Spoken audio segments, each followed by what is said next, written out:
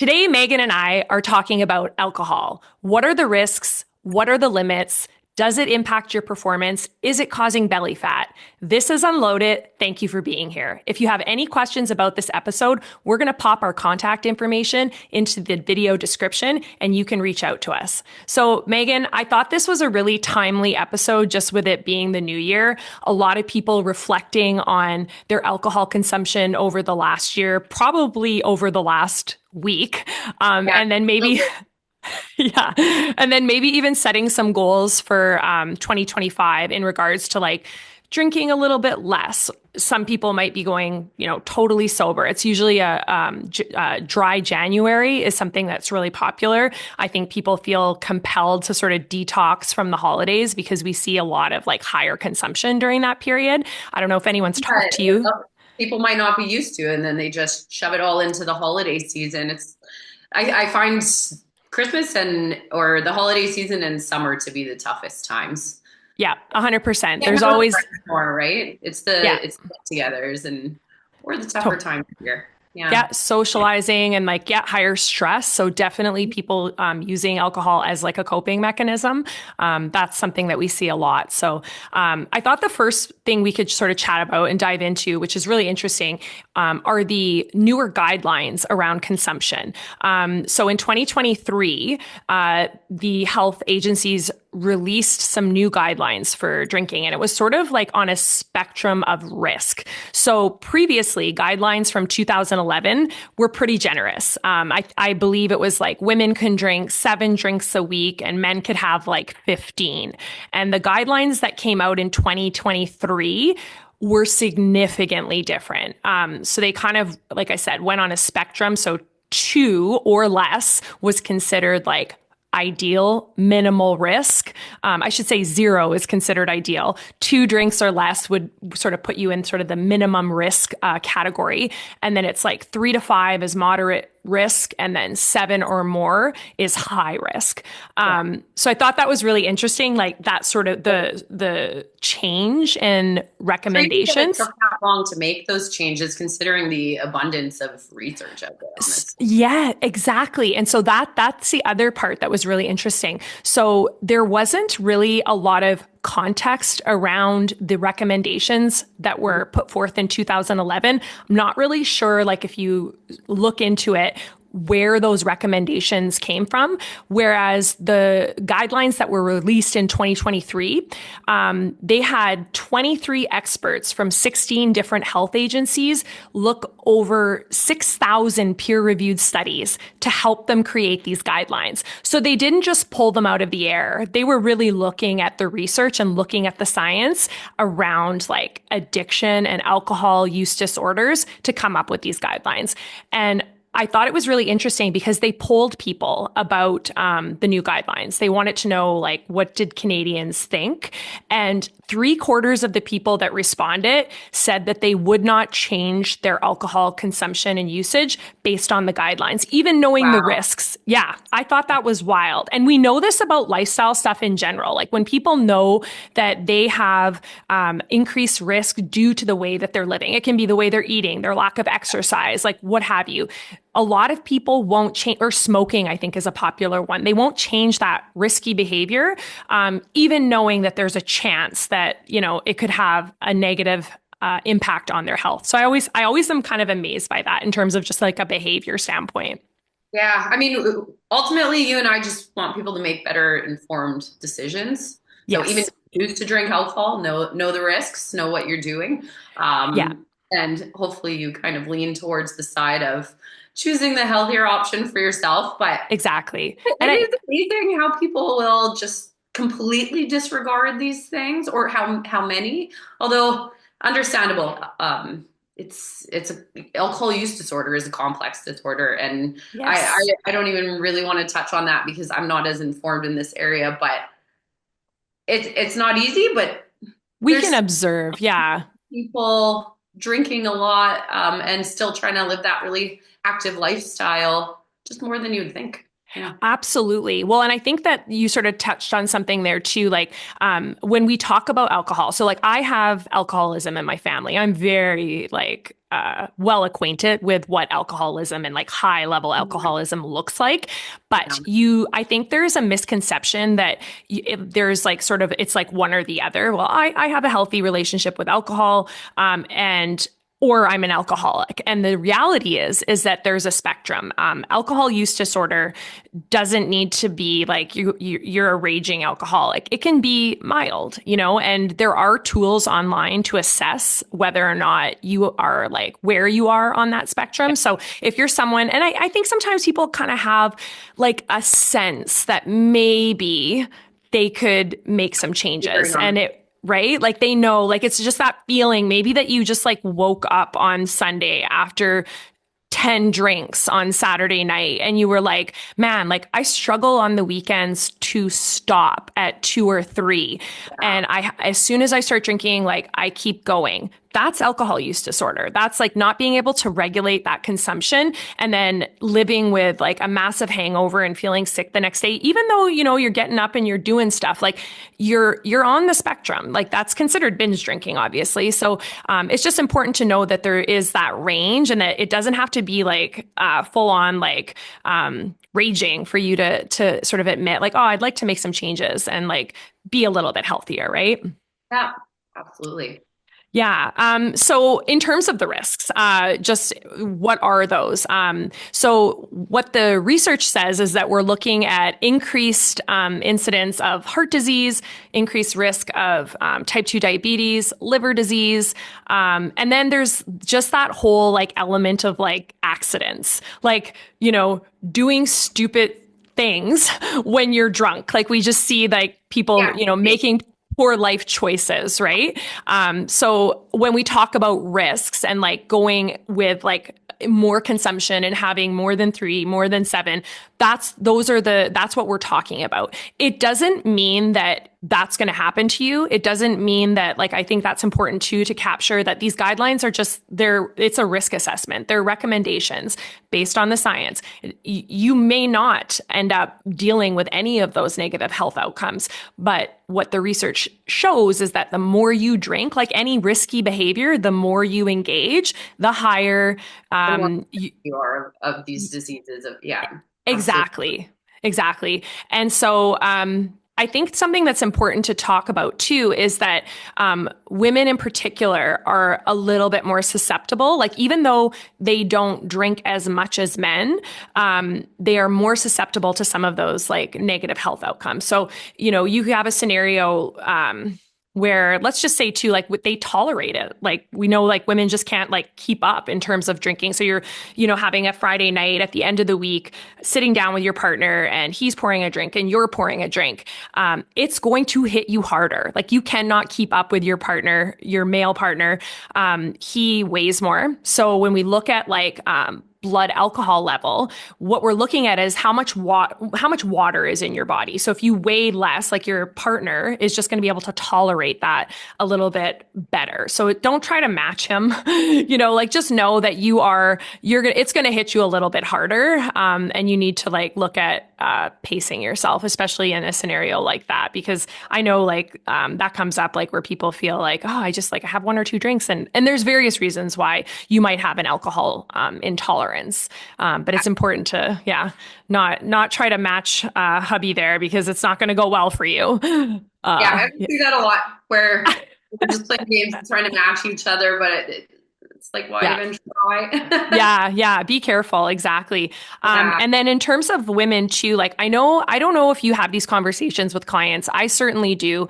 Not as often as you, but Yeah. Well, with nutrition, I think it comes up probably a little bit more than just like there is a fitness element. There's definitely some discussion to be had there about like how alcohol is impacting your performance and like your fitness gains, your muscle and stuff like that. But in terms of just like the conversations that I have with clients, a lot of times, it's around, well, first of all, women who are experiencing some hormonal changes. So like perimenopause, menopause.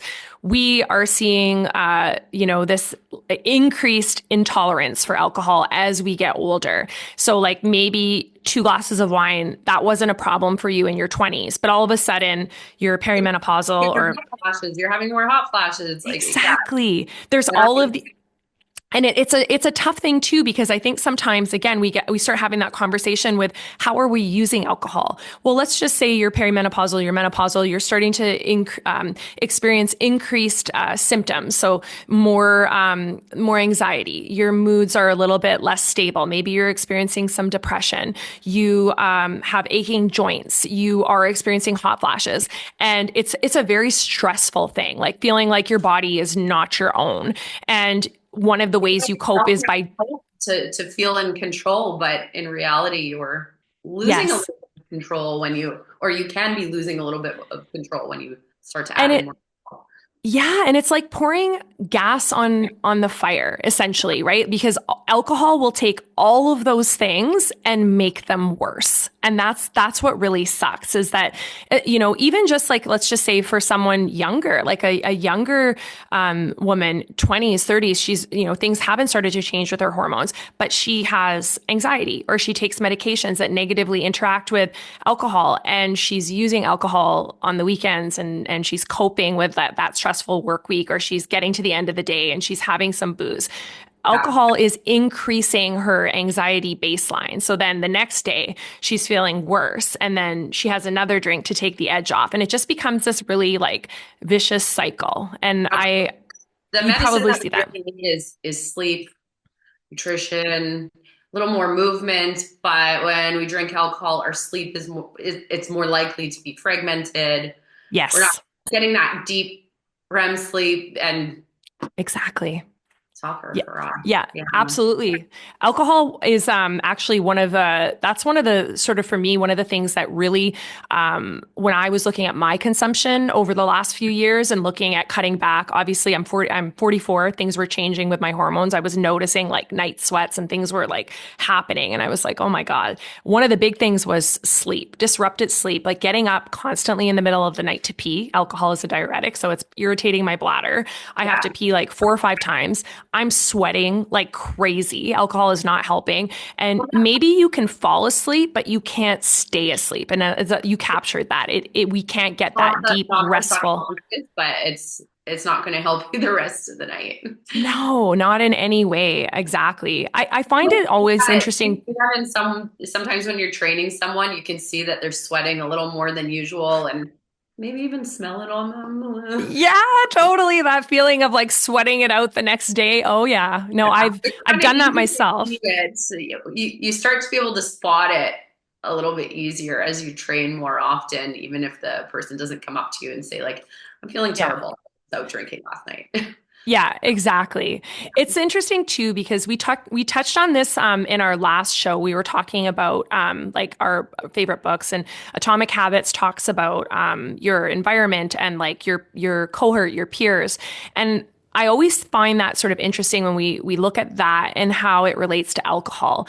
I find it's very common and popular for people to say like, and I say this too, like create the right balance. It's all about balance. And I find that to be a very interesting discussion in regards to alcohol, because think about it this way.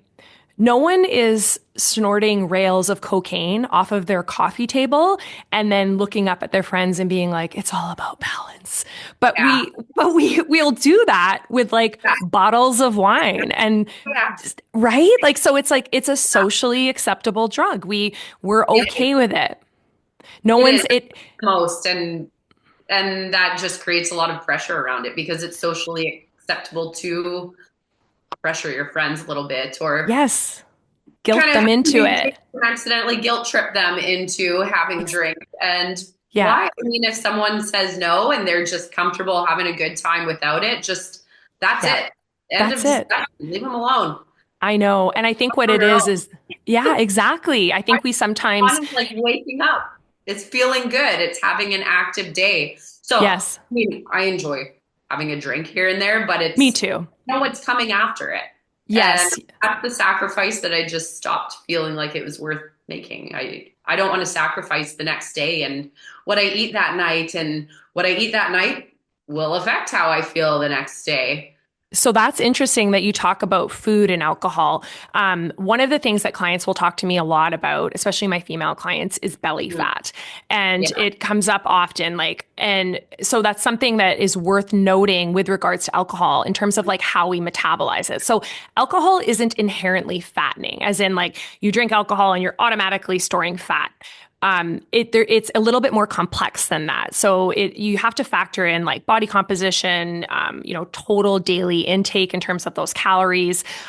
What often happens with alcohol is that, well, first of all, the way your body metabolizes it, it will metabolize the calories from alcohol first. So if we look at nutrition choices and sort of what happens when people go out and they start having a few drinks and then they get a little bit carried away, it impairs or impacts at minimum their decision making. So we see people making different choices with food and probably just overall like getting a little carried away. So instead of like, their usual like chicken and vegetables and some, healthy starches, it's two pizzas.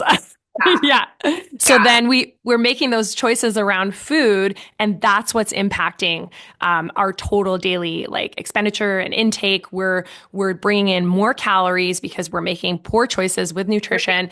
Calories. There's no benefit in drinking There, alcohol. exactly. And then there is some disturbing behavior too, like where, like it's not, we say that like we know that alcohol is nutritionally like, well, it's void of nutrients, but that doesn't mean it doesn't have calories. So a gram of alcohol has 7 calories. So it's pretty calorically dense. Like it's more calorically dense than protein or carbs and almost as calorically dense as fat. So when we start looking at like what we're drinking, that matters as well. So we start having those like cocktails and we start adding juices and we start having like, all those fancy drinks. Yeah. Okay, so we're adding like more calories through the sweetener, and then alcohol in itself does pack a caloric punch, but it's not giving you anything else. You're not getting any protein. You're not getting any energy. So there's that to be considered, and you start seeing folks that are subbing it in and out. So I'm not gonna eat lunch or breakfast today, but so I can save my calories for all these drinks at night. Ugh, like really going down. So common and so sad to see. It Yes. You're skipping out on all the things your body needs to recover. Yes, exactly. And that's interesting too. So we talk about recovery, and this is something that, again, like you're going to see in the gym, like from that fitness standpoint, so, you're training clients, you've got these clients that have these goals in terms of like getting stronger, gaining muscle.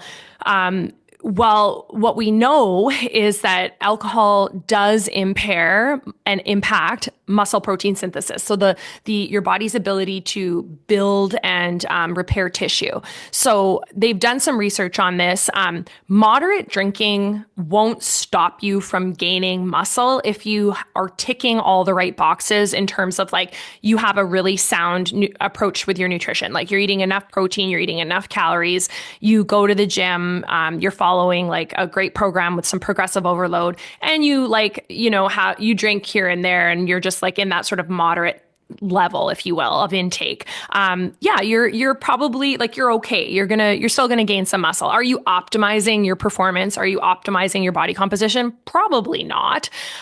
Where we run into like real issues is that binge drinking. So we have an athlete that goes in and does like a really hard workout on Friday night, or like they have like, I don't know, some sort of like event, like maybe they have a big soccer tournament or something like that. And then they go out with all their teammates and their buddies and they just like crush 10 to 12 drinks. That's where we're seeing like a big drop off in recovery. So I think it's like up to 24% decline in like muscle protein synthesis. So it matters. And certainly how much you're drinking post workout. So you'd want to like consider that. I always thought about that myself. Like if I was going to have a drink or two after a big tough workout, like I wrap up my week and I'm like, oh, it'd be nice to have a drink. How much are we going to drink? And like, what, how do I want to feel the next day? Like you captured that too. Like I want to feel really good, but also like, I just put in a ton of reps, a ton of work at the gym. Is it really worth it to like crush a bottle of wine so that Yeah. what? Like I just waste that effort. Yeah, absolutely. I It agree. That's a tough choice sometimes, but if you're putting in that energy day after day and then you just go out and drink and you're hindering your progress, you potentially, depending how much you have, yeah, why is that worth it? Or maybe it's just you start to reconsider how often you're doing that. exactly. At And a I think minimum. Yeah. yeah, and I think it's important, like I said, like there is a spectrum. Like someone who just enjoys a glass of wine or like has a whiskey or something like that on the weekend, like and is really sort of like moderate and mindful and has it with like a dinner, like they like pairing wine with certain foods. Like hey, like you have the information. You're making the decisions based on like that risk assessment. And that's really what it comes down to is it's again, those guidelines aren't meant to take anything away from people. We don't have these discussions to like take anything away from people. You like you said, you have the occasional drink, I have the occasional drink. It's just being really aware of what those risks are and like what that spectrum is and kind of how it relates to your goals.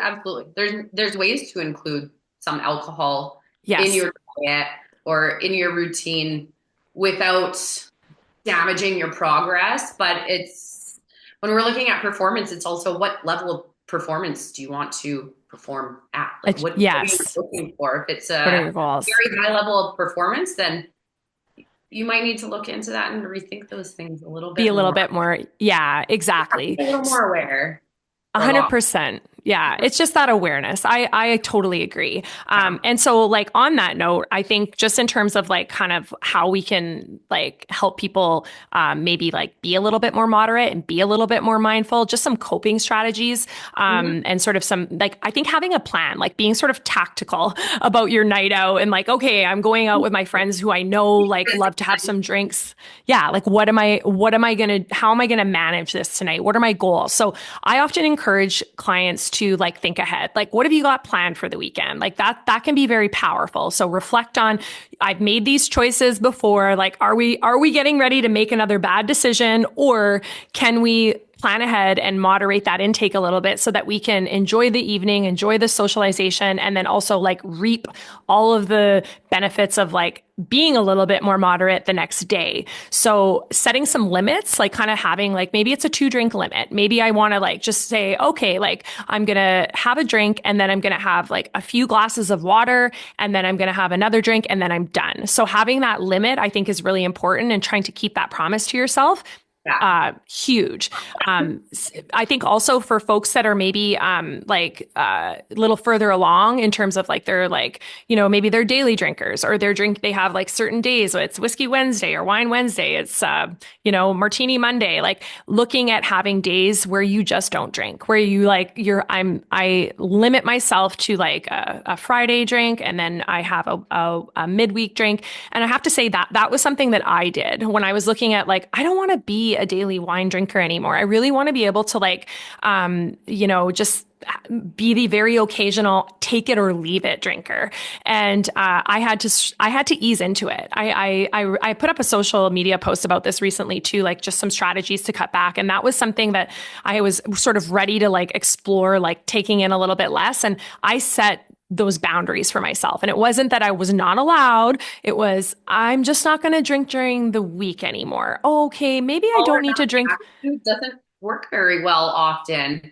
And I know I mean, for some, that seems like the only way to approach a change, a new habit change. Yeah, But one little step at a time is a big step because the more permanent you can make it, the more long term it is. That's where the real benefits lie. Is 100%. having a really good month. It's changing the habit going forward, ideally Yeah. forever.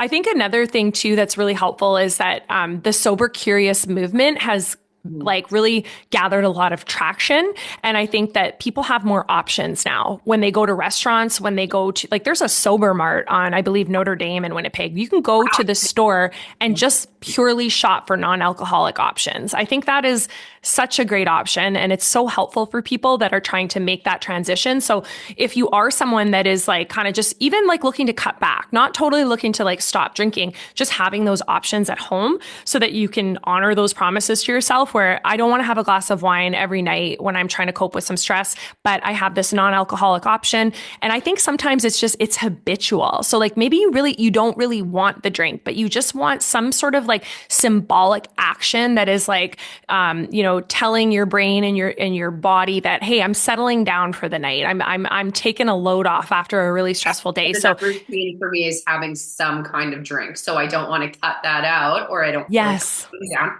I can replace it.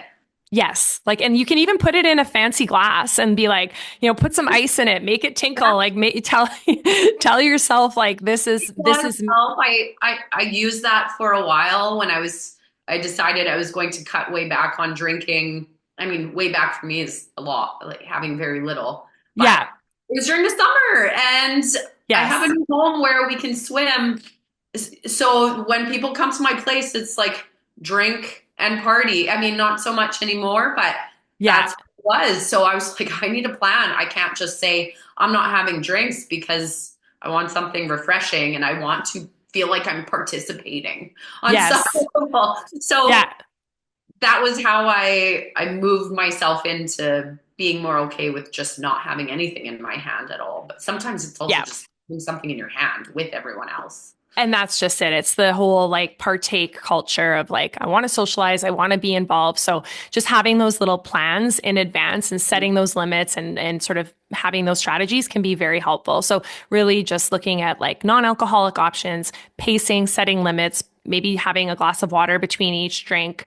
And then I always think it's very powerful to just stay connected to like how you want to feel, just slowly but surely moving in the direction of how is this going to make me feel tomorrow? And is it worth it? That can be like a huge catalyst for change. Yeah. And trying to add in activities with your friends where it's more walking, going for a run, laser tag, Yeah.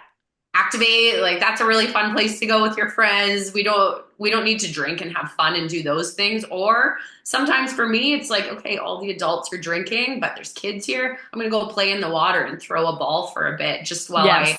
get over the idea that I want to have a drink with everyone if I'm really trying not to have a drink and Yeah. yeah. Yeah. No, I think that's actually like, yeah, looking at your peer group and sort of like maybe aligning and hanging out with the folks that are not drinking or having less could be super helpful as well. Yeah. So yeah, yeah. Well, I think this is losing or damaging relationships is hard, but like yeah. it's your life. Yeah, you might have to make those choices. Yeah, absolutely. And I think that's something like we said when we touched on like that peer group is like ultimately just deciding like, do you have to put people in certain boxes where it's like I see this person less because I'm on this journey and I'm trying to make these changes, and they're not. And if they're a barrier or they're like actively working every time they see you to sort of like throw you off that course, then it might just be like, this person, I need a little bit like less time with this person right now. So there are seasons and speeds in life, and we all go through them. Yeah, for sure. Well, I think this is a really great discussion. Hopefully people that are sort of heading into the new year looking to make some changes found some helpful content here. Again, like I said, there's lots of useful resources online if you're curious about whether or not you need to look at, where am I on this spectrum and do I need a little bit of help? Lots of resources out there to help people. And again, if you have any questions, you can reach out to us. We're definitely happy to help. Our next episode, we're going to dive into for people to look at next week is going to be all about how to eat when you travel on the road. So I'm excited. I know this is a really good topic for you, Megan. You travel quite a bit and you have some really good tips and tricks. So that's what we'll be diving into next week. So thanks for joining us, everybody. Thank you.